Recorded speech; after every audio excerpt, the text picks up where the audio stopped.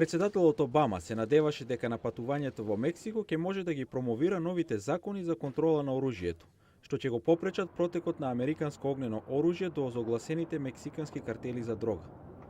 Војната за дрога последниве години во Мексико однесе илјадници животи и мексиканскиот претседател Енрико Пена Нието вети дека ќе ја продолжи борбата. De ninguna manera vamos a abandonar. Нема да ја напуштиме војната против трговијата со луѓе и производството на дрога. Мексиканската влада, мојата влада, ќе продолжи да се бори против овој криминал. Реформата за оружјето застана во Конгресот, но друго прашање исто толку важно за Мексико е актуелно. Имиграционата реформа на САД. Многу од 11 милиони недокументирани имигранти во САД се родени во Мексико.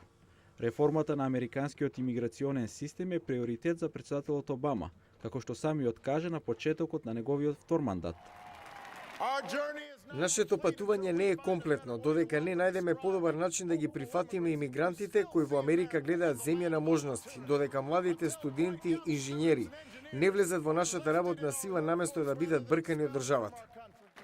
Имиграционата реформа би била поздравена од мексиканското раководство и од борците за човекови права, како Андреа Гонзалес. Реалноста е дека мигрантите овде живеат и работат, трошат и плаќаат даноци.